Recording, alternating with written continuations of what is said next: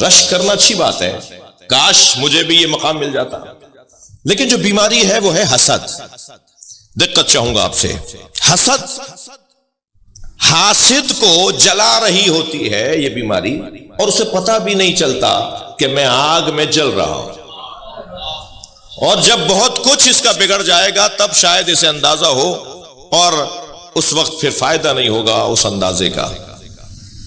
میں اپنے ان بچوں اور جوانوں سے کہوں گا، خبردار کسی کو ترقی کرتے ہوئے دیکھ کر چھوٹا دل نہ کیا کرو، اپنا دل چھوٹا نہ کیا کرو، بلکہ اگر کوئی ترقی کر رہا ہو تو اللہ کا شکر ادا کرو کہ کوئی تو خوشحال ہوا۔ میں نہ صحیح مگر کوئی تو خوشحال ہوا۔ یہ کیا بات ہوئی کہ کسی کو ترقی کرتے ہوئے دیکھ کر دل چھوٹا کرنا اور کٹی کٹی اور جلی جلی باتیں کرنا۔ ایک صاحب ہمارے ساتھ، میرے ایک بزرگ تھے، انہوں نے بڑا اچھا جملہ کہا، میں وہ ہدیہ کر رہا ہوں۔ وہ فرمانے لگے کہ لوگوں کو دو چیزیں زیادہ نظر آتی ہیں، لوگوں کو دو چیزیں زیادہ نظر آتی ہیں، ایک اپنی عقل، ایک دوسرے کا پیسہ۔ ان سے زیادہ سمجھدار کوئی نہیں ہے، اور ان کے پاس پیسہ بہت ہے۔ بھئی آپ کا کیا مطلب کہ ان کے پاس پیسہ بہت ہے؟ ہمارے ساتھ بڑا مسئلہ ہے، ایک صاحب مجھ سے کہنے لگے مولانا آپ فلاں کے یہاں گئے تھے؟ میں نے کہا جی گیا تھا۔ وہ تو رشوت لیتے ہیں۔ تو میں نے کہا تنخواہ بھی لیتے ہیں یا نہیں؟ کہہ لیں ہاں تنخواہ بھی لیتے ہیں۔ میں نے کہا میں نے تنخواہ کے پیسوں سے کھانا کھایا ہے۔ بھئی آپ کا کیا مطلب ہے کہ وہ رشوت لیتے ہیں؟ صلوات پڑھ لیں ذرا محمد و آل محمد۔ اللہ انہیں ہدایت دے، اللہ انہیں نیکی سے نوازے، اللہ ان کو ان برائیوں سے بچائے، مگر کوئی مثبت پہلو بھی تو ہوگا کسی میں۔ میں ان بچوں سے ایک اور نصیحت کروں گا، کسی سے نفرت نہیں کرو، کسی سنی سے نفرت نہیں کرو، کسی ہندو سے نفرت نہیں کرو، کسی عیسائی سے نفرت نہیں کرو۔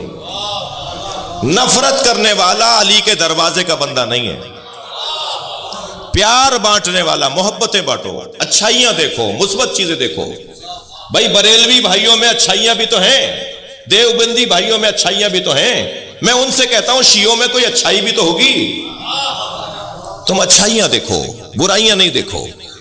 ایک نبی نے اپنے حواریوں سے، یعنی اپنے امتیوں کے کوئی امت میں سے کچھ لوگوں سے ایک کتے کی طرف اشارہ کر کے کہا اس میں کوئی اچھی چیز نظر آ رہی ہے؟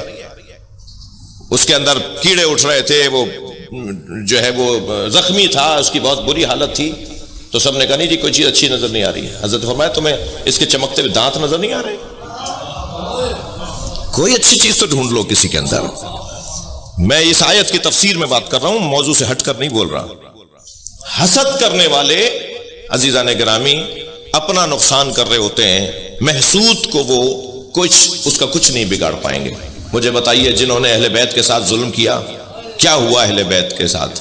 اللہ نے اور عزت بڑھا دی، اللہ نے اور ان کا احترام بڑھا دیا۔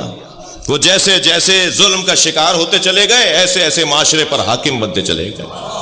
بتائیے جتنا پیسہ علی کا ذکر روکنے کے لیے خرچ ہوا تاریخ میں، اتنا کسی اور پر خرچ ہوتا تو وہ میوزیم میں بھی نہ ملتا۔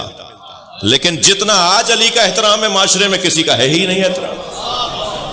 اور اگر کوئی برابری کرنے کی بات بھی کر رہا ہوتا ہے تو اسی مسلک کا عالم اسے ٹوکتا ہے۔ ان کا احترام اپنی جگہ، مگر علی علی ہے، یعنی خود اسی کو اسی کے مسلک کا عالم کہتا ہے علی کے برابر بات نہیں کرو۔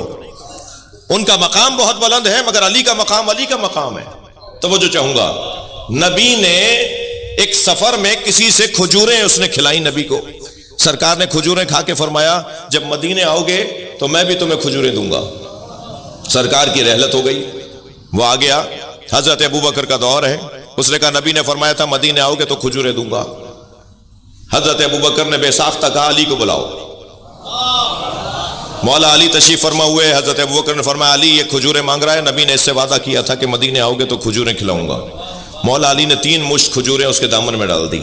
صحابہ اکرام نے پوچھا یا ابوبکر یہ کام تو آپ بھی کر سکتے تھے؟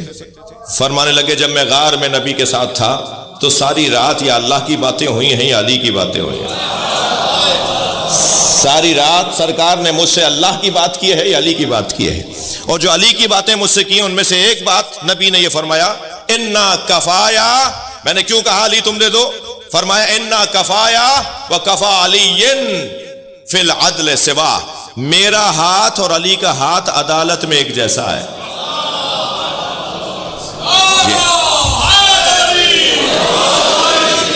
अजीजो हसद, खबरदार बच्चों से अर्ज कर रहा हूं, हसद किसी से नहीं करो।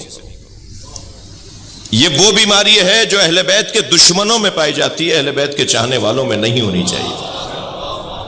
इसलिए कि अहले बैत के साथ हसद की बुनियाद पर इस आयत की तफसीर में मौला अली ने फरमाया कि हमारे साथ ऐसा हुआ है। मोहब्बत कैसे किसी की हासिल की जाए, मोहब्बत कैसे किसी की हासिल की जाए। सूरह यूसुफ में हजरत यूसुफ के भाइयों ने बाबा की मोहब्बत हासिल करने का एक तरीका अपनाया है,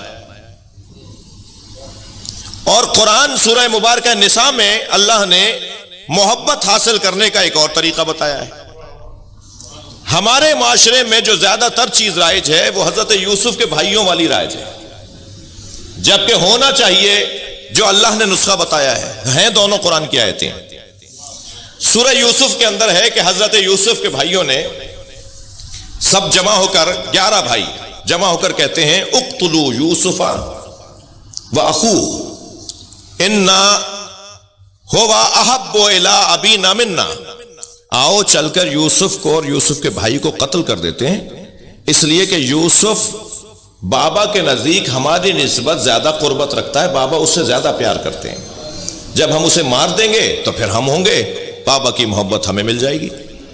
ये एक तरीका है कि अगर मोहब्बतें लेनी है तो उन लोगों को रास्ते से हटा दिया जाए जिनसे मोहब्बत हो रही है, फिर वो हट जाएंगे तो फिर हम आगे आ जाएंगे। ये कुरान में कुछ लोगों ने सोचा था ऐसा, और ऐसा करने के लिए चले गए हजरत यूसुफ को मारने के लिए। यानी किसी को हटाकर, किसी की जगह, किसी को उसकी जगह से हटाकर खुद बैठने से अगर कोई ये समझे कि मैं इसे हटाकर खुद बैठूंगा तो मुझे वो मकाम मिल जाएगा, इसकी कुरान ने मजम्मत की है। तुम किसी को हटाकर उसकी जगह नहीं बैठ सकते। हर शख्स अपनी रोटी मुकद्दर में लेकर आया है, हर शख्स अपना मकाम अल्लाह से लिखवा कर लाया है। कोई किसी की रोटी नहीं खाता, कोई किसी की जगह नहीं जाता। ये एक तरीका, कुरानी तरीका कुरान में बयान हुआ, कुरानी तो नहीं लेकिन कुरान में बयान हुआ है, और एक तरीका अल्लाह ने बयान किया है। और वो तरीका क्या है? इन्नल्लज़ीना आमनू व अमिलुस्सालिहात, तुम ईमान अपना पक्का करो और किरदार अपना मजबूत बनाओ। सयजअल लहुमुर रहमान वुद्दा, तो फिर लोगों की मोहब्बत उनके दिलों में, लोगों के दिलों में तुम्हारी मोहब्बत अल्लाह डालेगा।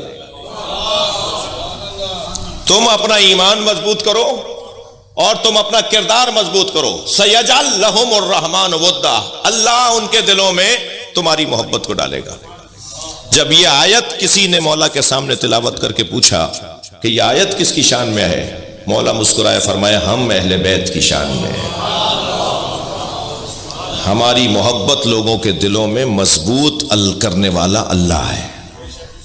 और अल्हम्दुलिल्लाह हम इस मंजर को देख रहे हैं।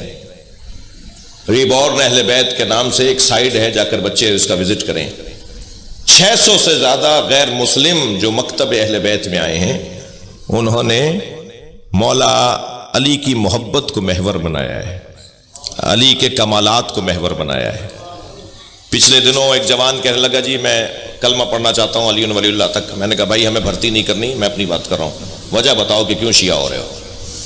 तो मैंने कहा सच बताओ, हमारी वजह से नहीं होना, हमारा हाल अच्छा नहीं है।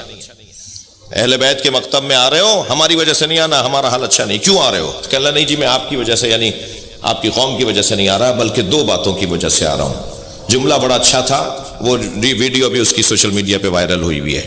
एक मजलिस में खड़ा हो गया था, पढ़ा लिखा जवान, एमफिल कर रहा था किसी शोबे, किसी मौजू में, और कहने लगा जी मैं आना चाहता हूँ, आपकी तरह होना चाहता हूँ।